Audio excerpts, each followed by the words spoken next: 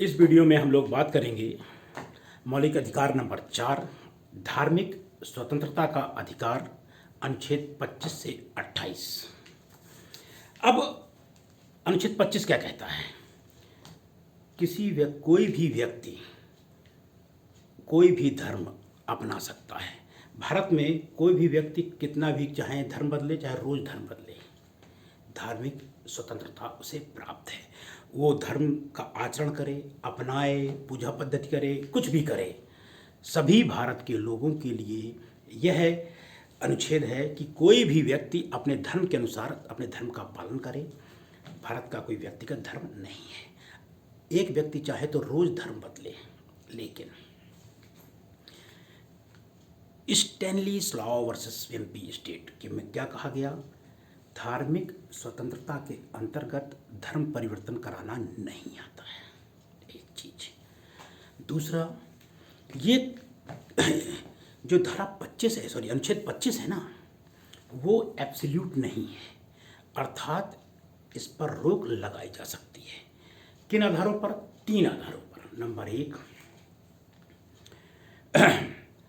लोक व्यवस्था, सदाचार और स्वास्थ्य, पब्लिक ऑर्डर, मोरालिटी और हेल्थ के आधार पर रोक लगाई जा सकती है। उदाहरण, एक हनीफ मोहम्मद थे, उन्होंने जाकर केस दायर किया कि बकरीद के दिन गाय काटना मुस्लिम धर्म का अनिवार्य अंग है। न्यायालय ने कहा नहीं, इसे लोक व्यवस्था के आधार पर रोक लगाई जा सकती है। इसी प्रकार एक जावेद राणा वर्सेस हरियाणा राज्य। हरियाणा में क्या हुआ कि पंचायतों ने नियम निकाला कि जिनके 2 बच्चों से अधिक है वो पंचायत का चुनाव नहीं लड़ सकते हैं।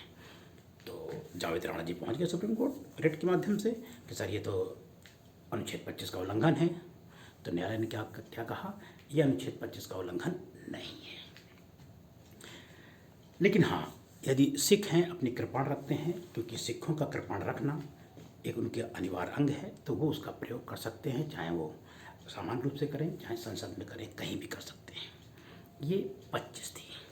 26 में क्या कहा गया? धार्मिक कार्यों के प्रबंध की स्वतंत्रता। अब कोई भी धर्म वाला है, एक माइनॉरिटी वाला ट्रस्ट खोल सकता है, और ट्रस्ट में क्या कर सकता है? उसका मैनेजमेंट कर सकता है, जंगम और स्थावर संपत्ति खरीद सकता है, और उसमें प्रशासन कर सकता है। मतलब 4 चीज़ें। चैरिटेबल ट्रस्ट खोल ले, उसके कार्यों का प्रबंधन कर ले, और ट्रस्ट के लिए मूवेबल और इमूवेबल प्रॉपर्टी खरीद ले, और उसका प्रशासन कर सकता है। लेकिन हाँ, 26 में भी 3 आधारों पर रोक लगाई जा सकती है। कौन? पब्लिक ऑर्डर, मोरालिटी और हेल्थ को लेकर। लेकिन ये जो चैरिटेबल ट्रस्ट है ना, यदि व्यक्तियों ने खोले हैं तो, यदि संसद के नियम से बने हैं तो उन्हें नहीं। उदाहरण के तौर पर अलीगढ़ मुस्लिम विश्वविद्यालय चैरिटेबल ट्रस्ट नहीं है। ये कहती है धारा 26। 27 क्या कहती है? धार्मिक कार्यों के प्रबंधन में करों से छूट। जब कोई आदमी धार्मिक कार्य कर रहा है, ट्रस्ट खोले है, तो उस पर टैक्स नहीं लगता है। लेकिन हाँ, ध्यान रखिएगा, किससे छूट है? कर से, शुल्क से नहीं। कर क्या है? कर बिना किसी सेवा के एक अनिवार्य धन की वसूली है। भाई जैसे किसी का इनकम टैक्स आ गया, सरकार ने क्या किया? बस तो आपकी इनकम ज़्यादा है इसलिए टैक्स दीजिए।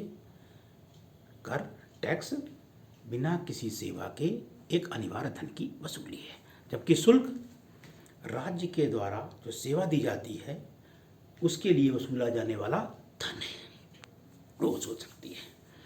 ये था आपका 27, अनुच्छेद 27। 28 क्या कहती है? 28 ये कहती है कि शिक्षण संस्थाओं के बारे में स्वतंत्रता। 28(1), कोई भी राज्य द्वारा स्कूल खोला जाएगा, राज्य पोषित पूर्णता है, तो धार्मिक शिक्षा नहीं दी जाएगी। ठीक, कोई बात नहीं। 28(2) क्या कहती है? 28(2) ये कहती है यदि किसी स्कूल या संस्था का विन्यास ही धार्मिक है तो धार्मिक शिक्षा दी जा सकती है। ठीक। 28(3) क्या कहती है? कि कोई भी संस्था जो राज्य द्वारा मान्यता प्राप्त है तो क्या कर सकते हैं वहाँ पर? तो वहाँ पर भले धार्मिक हो, किसी दूसरे धर्म के व्यक्ति इसमें पढ़ रहा है तो धार्मिक कार्यों में उपस्थिति के लिए उसे बाध्य नहीं किया जाएगा। मतलब 28(3) में कोई भी संस्था हो जो राज्य द्वारा मान्यता प्राप्त है और उससे पैसा पा रही है, तो भले ही कोई संस्था हो, चाहे ईसाई हो चाहे मुस्लिम हो, यदि कोई बच्चे हिंदू पढ़ रहे हैं तो फिर आपको चर्च में आना है, आपको रोज़ा रखने हैं, ये अनिवार्य नहीं होगा। ये आपका हुआ 25 से 28 धार्मिक स्वतंत्रता का अधिकार। फिर आते हैं नंबर हम लोग 5 में, मौलिक अधिकार नंबर 5, संस्कृति और शिक्षा संबंधी अधिकार। अब 29 क्या, ये 29 और 30 में है। 29 क्या कहती है कि अल्पसंख्यक वर्गों के हितों का संरक्षण। क्या है भाई, कौन अल्पसंख्यक है? 29(1). 29(1) ये कहती है लैंग्वेज, स्क्रिप्ट और कल्चर, भाषा, लिपि और संस्कृति के आधार पर कोई व्यक्ति अल्पसंख्यक है तो वो अपनी संस्कृति, भाषा और लिपि बनाए रख सकता है। जैसे मान लीजिए लैंग्वेज है तो हिंदू, लेकिन भाषा क्या है? तमिल है, तेलुगु है, कन्नड़ है, मलयालम है, कुछ भी है। लिपि भी उनकी अलग हो सकती है, द्रविड़ है, कोई अपना कोई सी लिपि मलयालम लिपि में लिख रहे हैं, दक्षिण भारत की लिपि में लिख रहे हैं, लिखें, मान्यता, सबको मान्यता मिलेगी और सबको अपनी इन भाषाओं को संरक्षण करने का अधिकार है। 29(2) क्या कहती है? कोई भी संस्था खुलेगी तो क्या, संस्था तो खुल गई, लेकिन वह धर्म, मूल वंश, जाति और लिंग और जन्म स्थान के आधार पर किसी बच्चे को प्रवेश से नहीं रोकेगी। कि 29(2) कहती है। 30 क्या कहती है? अब अल्पसंख्यक वर्गों के बारे में संरक्षण है। कौन से? जो कौन से अल्पसंख्यक हैं? धर्म और भाषा के आधार पर। अल्पसंख्यक माइनॉरिटी कौन से हैं भाई? अल्पसंख्यकों के स्कूल की बारे में स्थापना कर सकते हैं भाई। अल्पसंख्यक क्या कर सकते हैं? अपने स्कूल की स्थापना कर सकते हैं। कौन से अल्पसंख्यक? जो भाषा और धर्म के आधार पर है। 30(1) क्या कहती है? मुस्लिम है, ईसाई हैं, वो अपनी संस्था खोल सकते हैं, कार्यों को प्रबंधन करें, संचालन करें, सब कुछ करें। 30(2) क्या कहती है? 30(2) ये कहती है कि राज्य सरकार ऐसी संस्थाओं के बारे में क्या करेगी? सहायता देगी, उन्हें सहायता देने से रोकेगी नहीं। जो 30 है, 30(1) कोई भी माइनॉरिटी स्कूल खोले धर्म के आधार पर, लेकिन वो 30(1) 29(2) के अधीन रहेगा। मतलब माइनॉरिटी खोली है, लेकिन अब धर्म, मूल वंश, जाति, लिंग और जन्म स्थान के आधार पर किसी को प्रवेश देने से रोकेंगे नहीं। यहीं पर एक अंतर बता दें, जो 29 है वो केवल नागरिकों, भारतीय नागरिकों को प्राप्त है, और 30 नागरिक और अनागरिक दोनों को प्राप्त है। ये था आपका संस्कृति और शिक्षा संबंधी मौलिक अधिकार 29-30। 31 निरसित है, आपको पता है।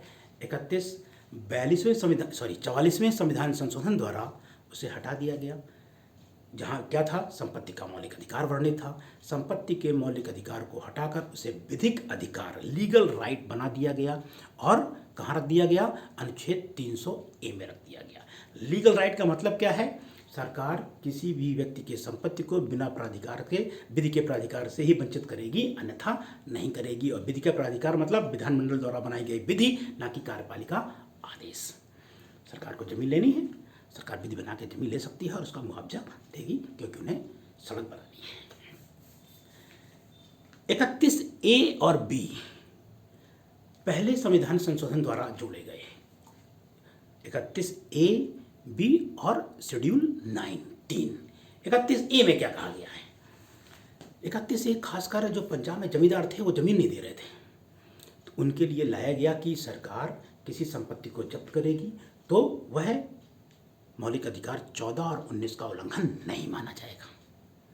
सरकार किसी संपत्ति लेती है, जमीन लेती है, तो 19, 14 और अनुच्छेद 14 और 19 का उल्लंघन नहीं माना जाएगा। ये कहा गया 31A में। 31B में क्या कहा गया? सरकार कोई रूल और रेगुलेशन बनाती है और उसके तहत मौलिक अधिकारों का हनन होता है, तो मौलिक अधिकारों का भले हनन हो, रूल और रेगुलेशन वो मान्य है। सरकार जमीन, जायदाद, संपदा कुछ भी ले जाना चाहे तो ले सकती है। अब 31A बढ़ा कि 31B। 31A में क्या था? केवल 14 और 19 मौलिक अधिकार, और 31B में टोटल मौलिक अधिकारों के बारे में बात कही गई। और पहले संविधान संशोधन द्वारा 9वीं अनुसूची जोड़ी गई, जिसमें हम कहते हैं भूमि सुधार। 64 भूमि सुधार कानूनों को उसमें शामिल किया गया। किस समय? 1951 में। लेकिन आज की तारीख में 284 भूमि सुधार कानून 9वीं अनुसूची में शामिल है। ठीक, और ये भूतलक्षी प्रभाव से लागू की जा सकती है। अब आते हैं 31C में। 31C में क्या हुआ? 31C में ये हुआ कि सरकार ने ये कहा कि यदि नीति निर्देशक तत्व खासकर 39BC के आधार पर कोई नियम बनाता है तो उसके आधार पर मौलिक अधिकारों का हनन किया जा सकता है, अर्थात ये 25वें संविधान संशोधन से जारी कर दिया गया। 26वें संविधान संशोधन में साफ साफ कह दिया गया कि बात आएगी मौलिक अधिकारों की और नीति निर्देशक तत्वों की, तो किसे प्राथमिकता मिलेगी? फंडामेंटल राइट की बात आएगी और डायरेक्टिव प्रिंसिपल की बात आएगी, तो किसको वरीयता मिलेगी? तो 26वें संविधान संशोधन से स्पष्ट कर दिया गया कि डायरेक्टिव प्रिंसिपल अर्थात नीति निर्देशक तत्वों को वरीयता मिलेगी। ठीक बात है। लेकिन इसके खिलाफ एक वाद आ गया। कौन सा? मिनर्वा मिल वर्सेस भारत संघ। उसमें स्पष्ट कर दिया गया कि भाई देखो, ये संविधान मौलिक अधिकारों का उल्लंघन है और ये जो संशोधन किया गया है वो शून्य है, अर्थात असंवैधानिक है। लेकिन फिर एक और आया, वामन राव वर्सेस भारत संघ। ये 1980 का है शायद बात।